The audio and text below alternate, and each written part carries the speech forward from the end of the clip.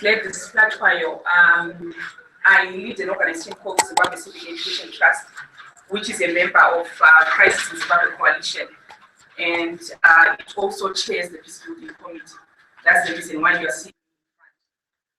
We also have the chairperson of the Arts Committee, who is Mr.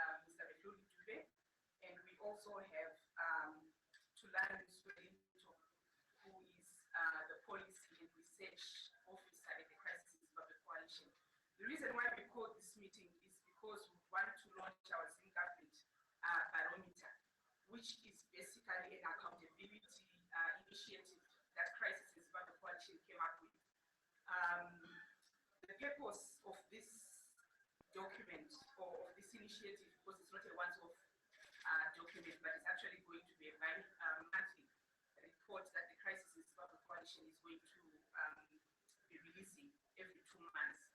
The purpose is really to look at what the Zimbabwe government is doing in terms of delivery, specifically focusing on political reforms as well as economic reforms, and evaluate to what extent they are meeting the needs of the Zimbabwean people, and to hold the government accountable.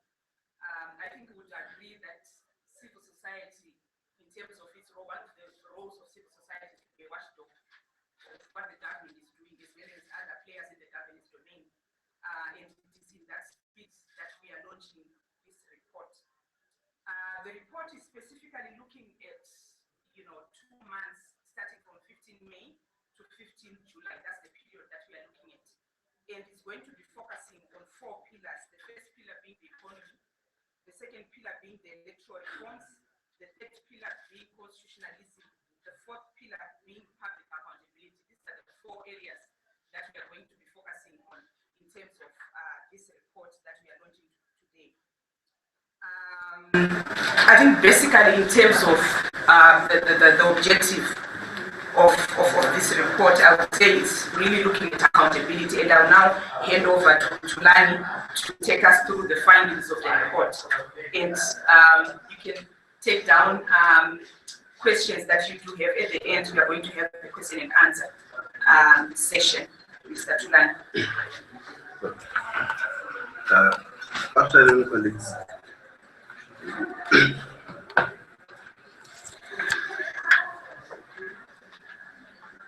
I think I will start by giving a history of the Zimbabwe government barometer. As you are aware that the Crisis in Zimbabwe Coalition during the inclusive government is what was called the Zimbabwe Transition Barometer. We then took some time off to rebrand the product, and as Gladys has rightly pointed, we now seek to look at the government's implementation of policies that will enhance political and economic progression.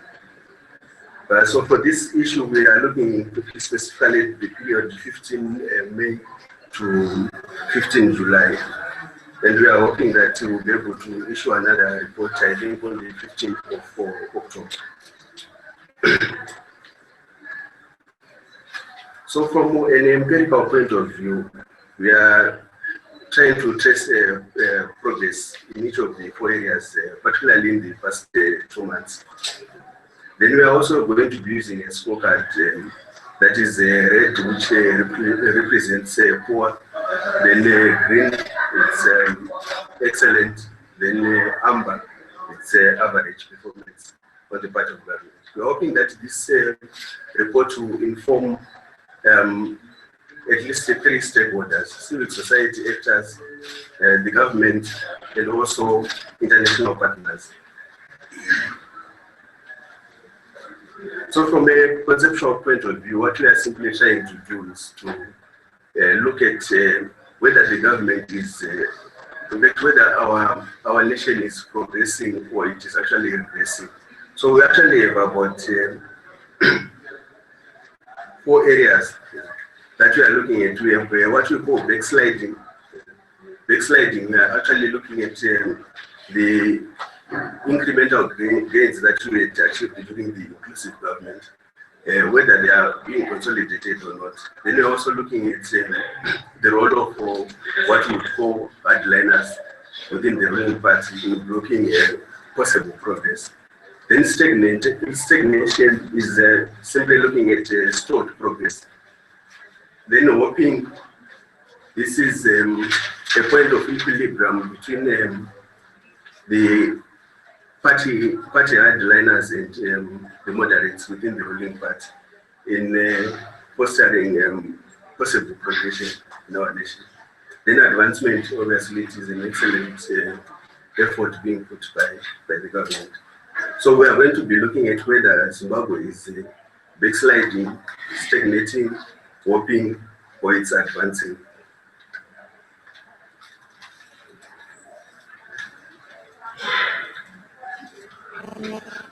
So, judging by the events of the past 2 months, Zimbabwe is actually a stagnant nation, and it's actually on the verge of backsliding.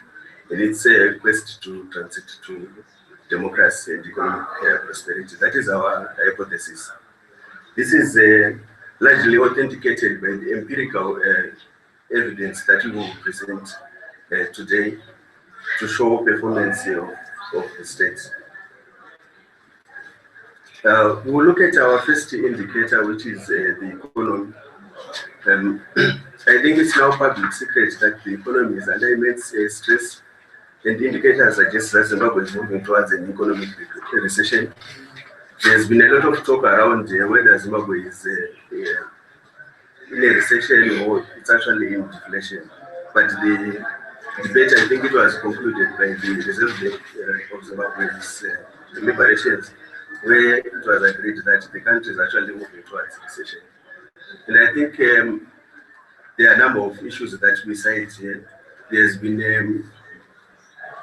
a revision of the projected economic growth from about 3.2% to about 1.5% using official figures. And if you are going to be looking at other researchers, they're actually showing that economic growth is likely going to be on the negative at the end of the year, which is about -1%.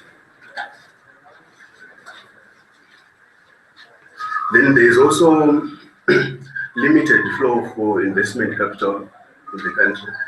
As you are aware that there is an unformalized structural adjustment program that is currently taking place with the IMF initiatives with government. And this has also seen some job cuts. But I think the issue of job cuts as of 17th July will be dealt in the next issue. Then again, I think on the economy, we also want to know that there's a liquidity crisis, and also that the current industry utilization capacity stands at 39.6%. Then in terms of our performance rating, we rate it in the red zone, which means that economic performance is actually poor. But we also note that while the government acknowledges the economic crisis in Zimbabwe, there is no significant macroeconomic policy shift. Then the governance crisis and question of legitimacy continues to hinder economic progress. As you are aware that we have had numerous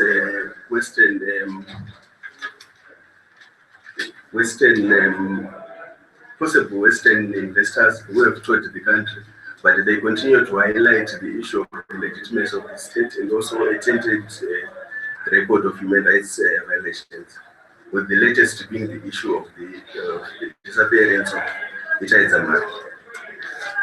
Then we are also aware that there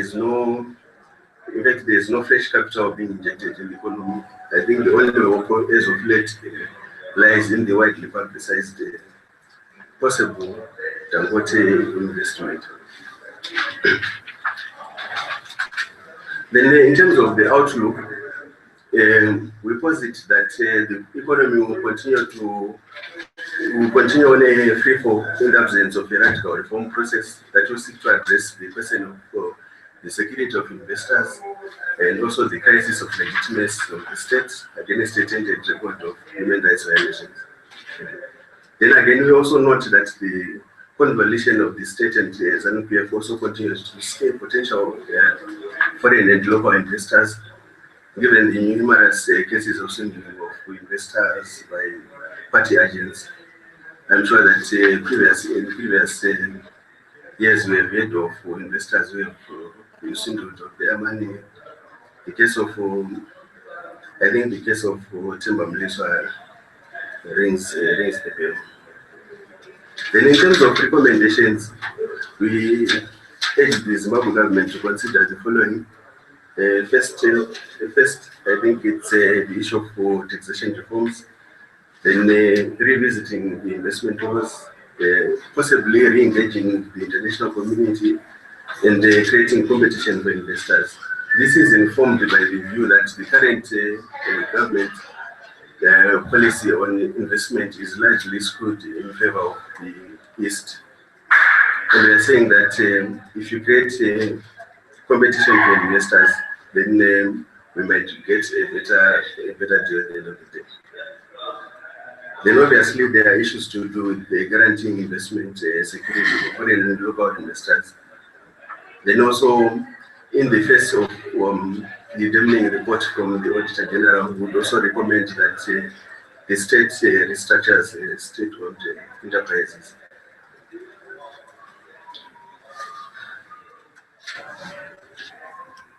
Then in terms of the role of civil society, we would urge civil society to come up with an alternative,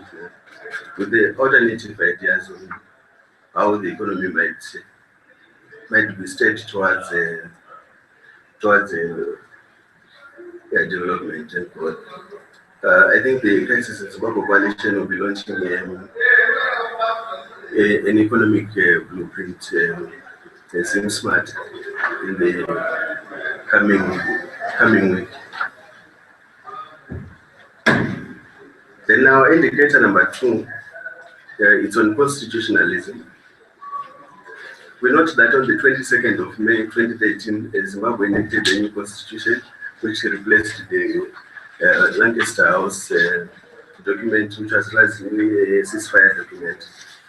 But we also note that there are over 450 pieces of legislation that require realignment of the constitution.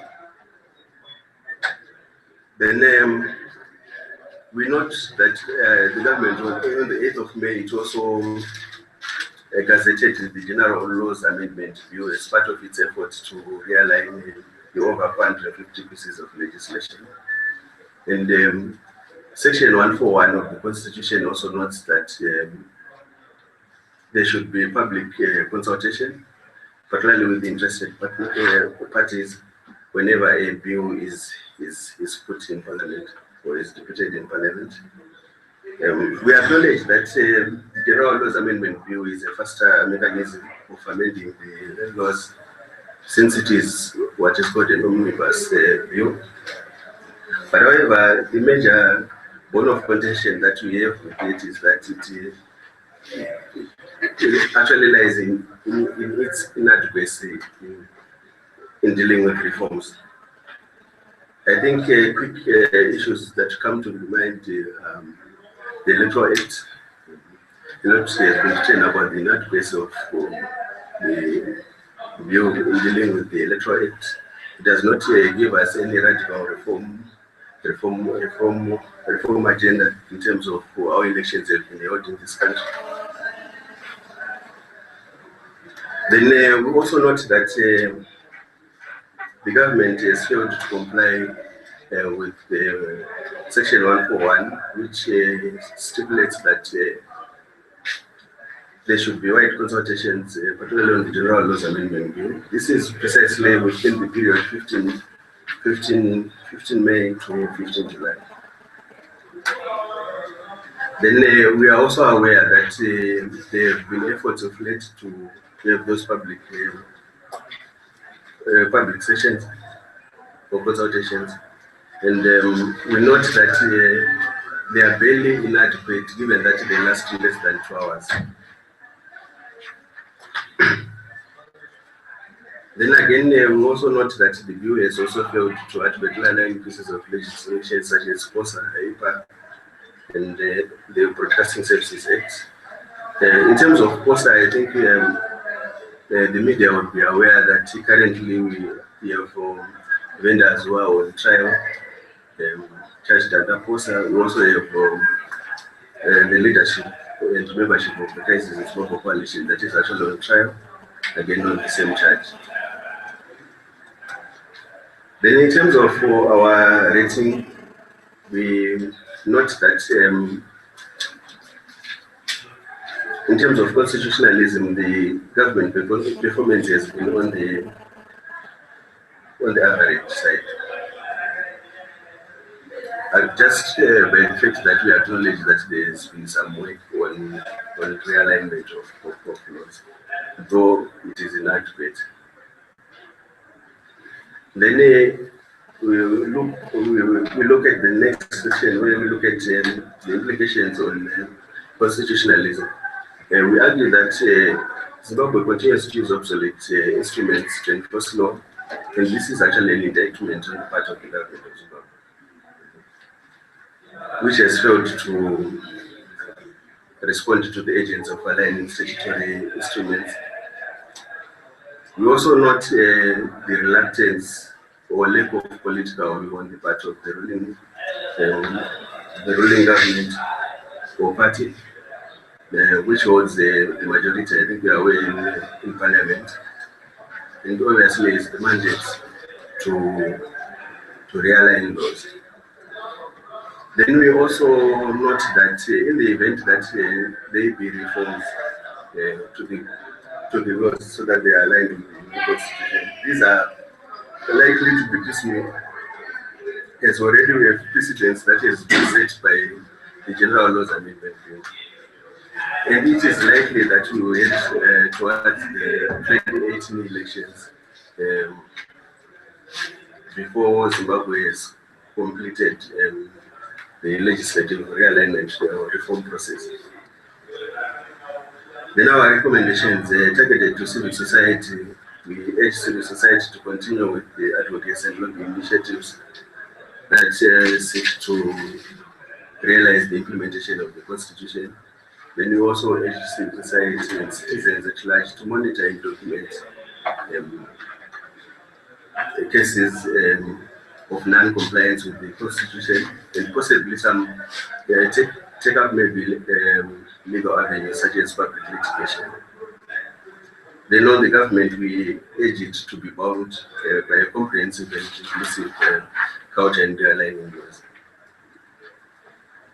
Then we'll move on to indicator 3, where we look at governance and accountability. Here we argue that the economic crisis in Zimbabwe is largely perpetuated by decades of leadership and governance crisis, given the architecture of our governance system. We cite the case of Zim Asset, which fails to speak to issues of leadership and accountability reforms. And I think Zim Asset took a rather simplistic approach to the whole notion or concept of public leadership, governance, and accountability by simply relegating it to issues of corruption without necessarily seeking an understanding of what are the causes behind issues of corruption and bad governance. And we note also that corruption has been one of the major blights on the country's economic standing. And we note that Zimbabwe is actually ranked, I think, 157 out of 177 by Transparency International, according to its corruption perception index. Then there's also the issue of the lack of political will to tackle anti-developmental corruption. This is largely authenticated by the patronage system that exists within our government system, where people get protection from the ruling elite or their offices on the basis that they also protect their economic interests. Then we also understand that the Zimbabwe Anti-Corruption Commission is actually mandated under Chapter 13 of the Constitution to investigate cases of corruption, but we are worried with the fact that they only managed to do a one sector-specific survey on the grain marketing board, despite the damning report from the Auditor General, noting that of the 73 parastatals that are directly under government, I think over 60 of them have failed the good corporate governance aspect. Then in terms of rating, we give it a rate. I think this is a poor performance on the part of our state in dealing with issues to do with public leadership and governance.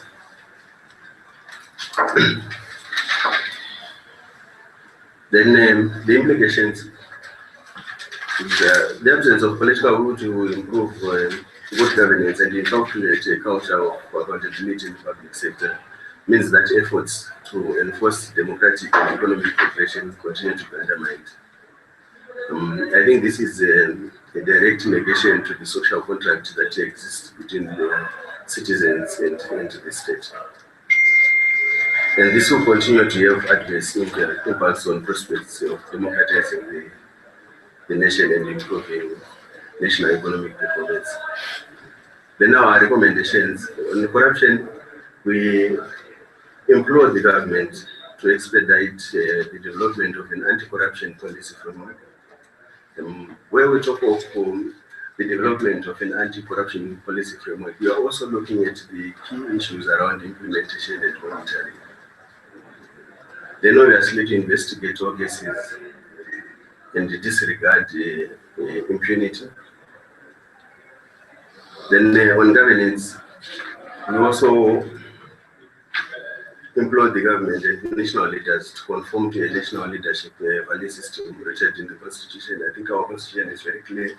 It has values, founding values of our nation.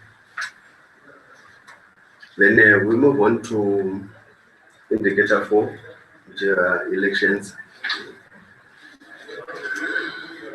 I think post the 31st July elections, we are aware that on the 10th of June this year we had by-elections.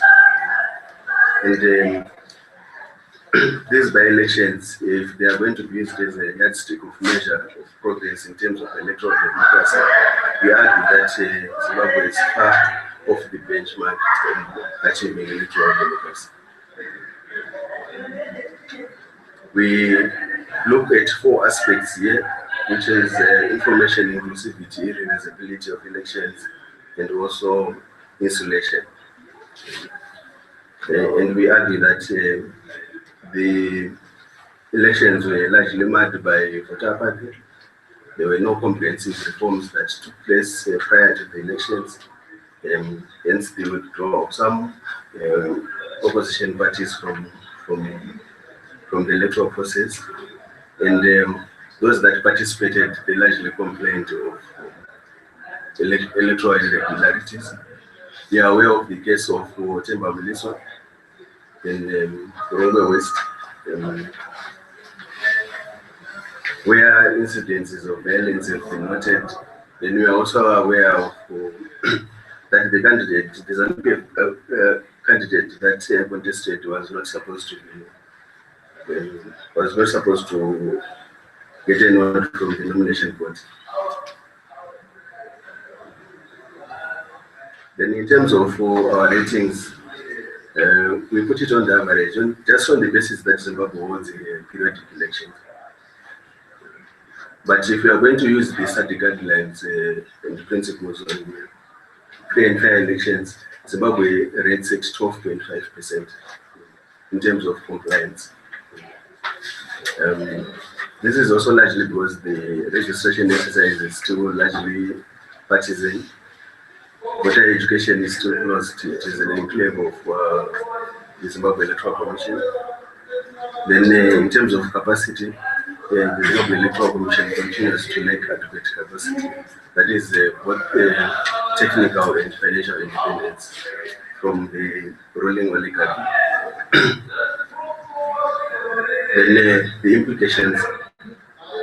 The fact that there was violence on the 10th of July, and there was limited violence on the 31st of July 2013, should send shivers to the nation that ZANU-PF is prepared to revert back to its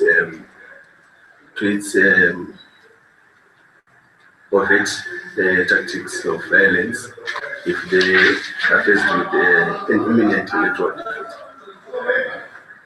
And for us, this represents a regression from possible gains that have been realized during the time of the inclusive government. Then in terms of recommendations, we note that there needs to be a radical reform process targeted at voter registration, voter education, political situation, and the media and legal reforms in Zimbabwe. And in our conclusion, from the analysis that we have presented, we note that Zimbabwe is virtually stagnant in its quest to attain democratic and economic progression as of 15 July 2015. This is in light of two aspects that we look at: the economic governance aspect and the political governance aspect. Where we look at on the economy, we have seen that there is no growth. In fact, there is going to be negative growth in the economy. Then, in terms of political governance, Zimbabwe is largely hindering on the red side. We therefore posit that the government must adopt meaningful economic and political reforms to ensure that Zimbabwe makes meaningful steps towards economic and democratic progress. In short, that is what we had to. Thank you so much, Tulani, for outlining the Zimbabwe Barometer. There you have it, colleagues. I now open it for questions or clarifications. Yes. Thank you. Maybe I should start by congratulating Crisis Zimbabwe Coalition together with partners for this quite comprehensive study that I'm sure will build on our knowledge or enhance the knowledge that we have about the situation in Zimbabwe.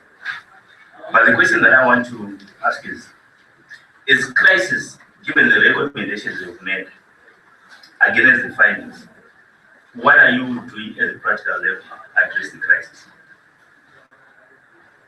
Thank you. Maybe I can take 3 questions and I'll then give the presenter to respond to those questions. Questions, please, colleagues. Okay, so maybe you will attempt to answer the question that you have posed. Oh, there's another one. Oh, great. I'm just curious to know, I'm not sure whether you've seen the report. What were your major data sources in coming up with the variances? Okay. Any other question? All right. Tulani, maybe you can answer the questions. I think our major data sources were largely official data or official statistics using the same states reports. I think you are aware that the first quarterly, I think first half report was released sometime in May. Yes. Then what we are doing as a crisis, as crisis in Zim Coalition to address the crisis in Zimbabwe. I think one of our mandates as a coalition has been to provide thought leadership to civil society institutions, provide evidence-based so that they can program around issues that are evidence-based. Then we have also been trying to create platforms of dialogue between the state and civil society and citizens at large. I think recently we had the Plus 263 dialogue series where we're talking to issues of labor and job cuts in light of the labor amendment bill.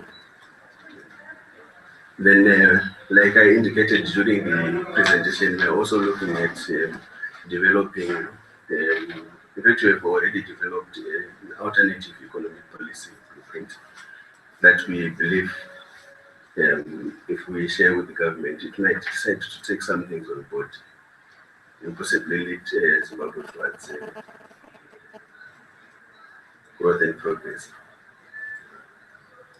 Then again, we continue to be a watchdog role, in fact, a watchdog institution in terms of government business, how the state is performing, then we continue to inform the public on those issues. I think for now, this is. I also just wanted to add and say, Crisis in Zimbabwe Coalition is a coalition of quite a number of organizations. Some of them that are represented in front here, and we are organized in different thematic areas. For instance, the peace building committee that I lead, we do a lot of peace building work in communities, looking at cases of violence, be it political violence, domestic violence, and the different types of violence that we find in communities. So, the advocacy committee will be also doing advocacy on human rights, on democracy, and some of those issues. So it's the collective in terms of how we conduct business. It's the collective of all the members of Crisis in Zimbabwe Coalition who are doing different things coordinated by Crisis as the conglomeration, sort of organization that is pushing for a democratic Zimbabwe. So it's the collective really in terms of what the organization is doing.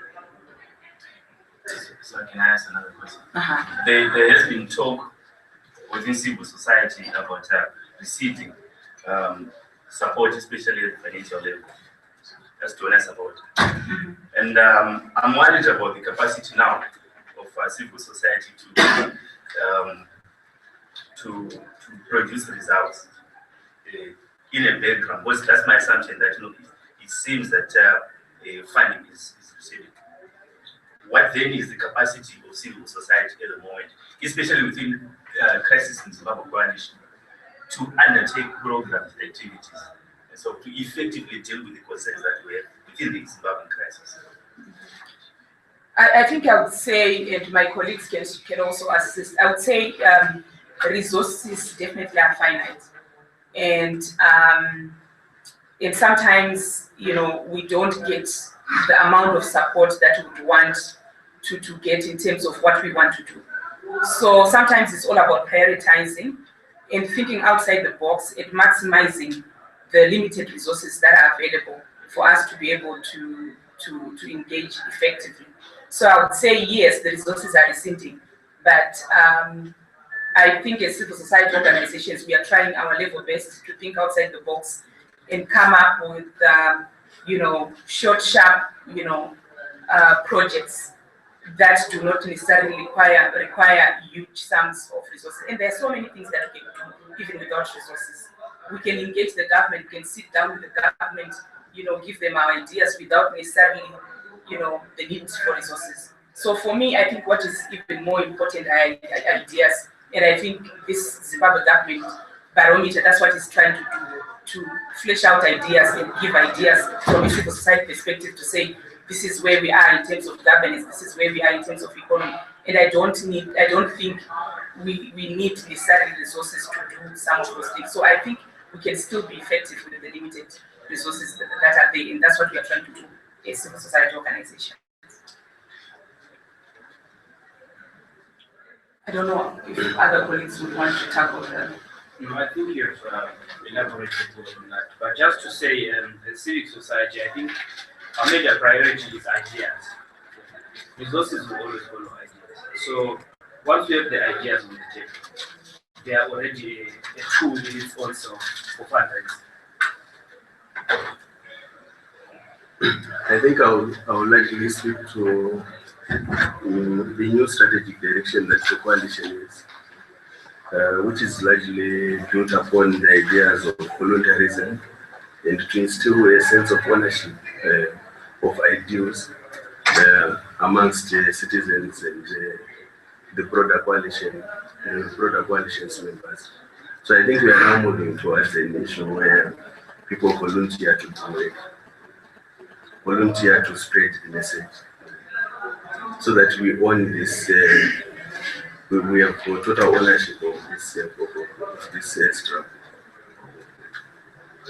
So may you say more about this volunteering?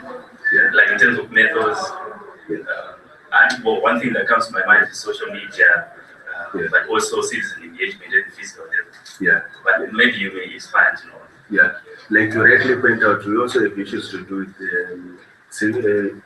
what you call citizen journalism, where communities can actually share information amongst themselves and go beyond just sharing information, and also develop, possible alternative strategies to tackle problems as a community. So you don't necessarily need resources to do that.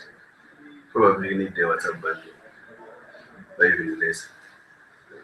Then we also want to look at this wide. I think in previous years we see such launches maybe in hotels and so forth. But we are now coming back to the basics, which I think is fundamental. Thank you. I saw another hand at the back. Yes, you mentioned about your blueprint that said I think alternative to what is there. So I wanted to know what are the gaps that you are feeding in that we share Zim asset, like the government blueprint has failed to address. What are the issues that you are addressing in the new blueprint? Okay, I think the blueprint, it's still, like he indicated, it's still being developed, although, all the aspects are now in place. And we are going to launch it at a certain time when the members have fit into the process and the process is complete. But at the present moment, we are just launching the Zim government barometer, and that will be launched at a later date, and you will be definitely advised. Yeah, I think it will be launched sometime on, should be tested next year.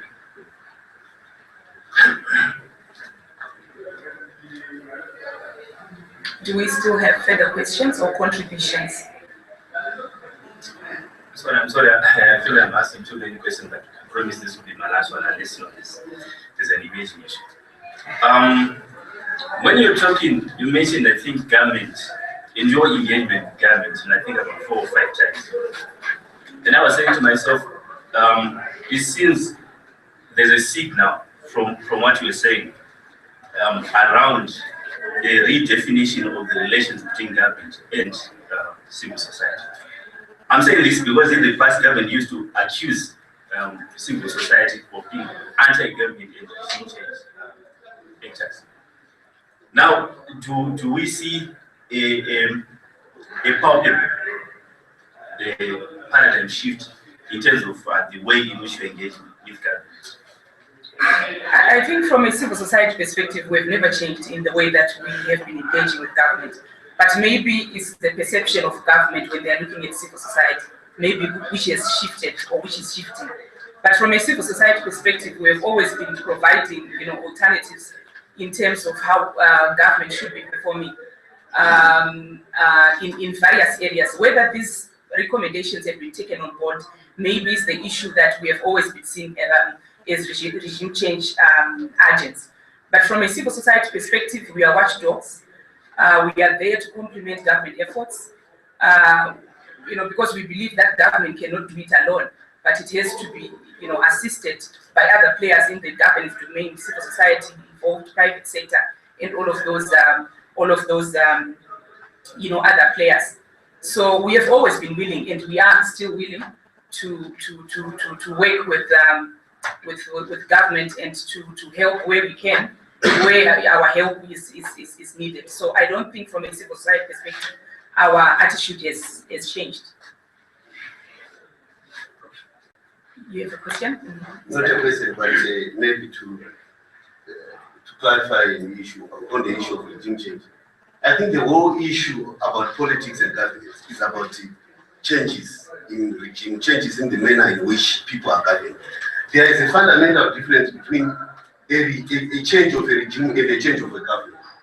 Our role in civil society is not to change governments, but to change regimes, so that those who participate in national politics participate in a regime.